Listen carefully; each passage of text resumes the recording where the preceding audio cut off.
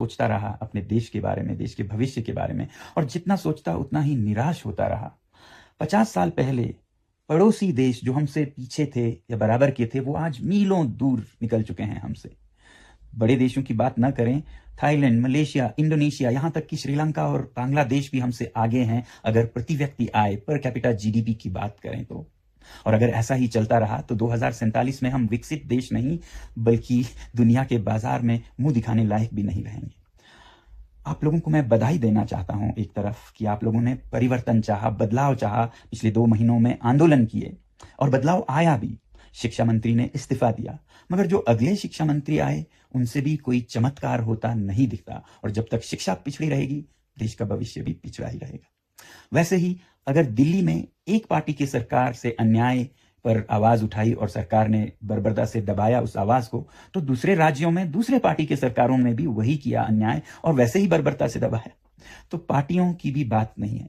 अब सरकारों को बदलने की बात अगर हम करें तो 2012-13 में एक सरकार को भ्रष्टाचार के आंदोलन में हमने बदल दिया, एक नई सरकार आई, मगर फिर आज 12 साल बाद भ्रष्टाचार और अन्याय ने रूप बदल लिया है, मगर उससे भी 2 गुना 3 गुना बड़ा होकर हमारी आंखों में घूर रहा है, हमें डरा रहा है। सबसे बड़ी कमी हमारे नेतृत्व को चुनने में रही है।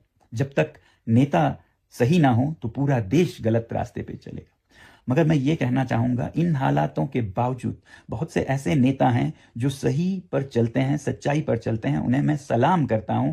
मगर आपको मालूम है, हमारे संसद को ही अगर लें तो लगभग आधे सांसदों पर आरोप हैं, केसेस हैं अपराधों के, 1/3 पर तो गंभीर आरोप हैं मर्डर, रेप, किडनैपिंग के। तो ऐसे में देश विकसित कैसे बने? और ये मैं किसी खास पार्टी या पक्ष या विपक्ष की बात नहीं कर रहा हूं, देश की बात कर रहा हूं। इस देश में एक बड़े बदलाव, बड़ी क्रांति की जरूरत है, पीसफुल रेवोल्यूशन की, ताकि आने वाले समय में चुनावों में वो नेता आगे जाएं जो सच में देश को रास्ता दिखा पाएं। और इसके लिए मैं हमारे देश के जो बेस्ट माइंड्स हैं, बुद्धिजीवी हैं, उनको एक साथ लाना चाहता हूं, उनसे सलाह सुझाव लेना चाहता हूं। वो नहीं जो सिर्फ इंटेलेक्चुअल्स हैं, बल्कि वो जो निस्वार्थ हैं, सेल्फलेस हैं, चरित्रवान हैं, उसूलों पर चलते हैं, ऐसे लोगों को मिलना चाहता हूं। मगर यहां लद्दाख में बैठे मैं नहीं जानता हूं वो कहां हैं,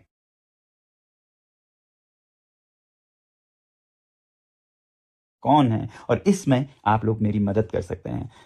इस स्वतंत्रता दिवस पर मुझे एक भेंट तोहफा दे सकते हैं।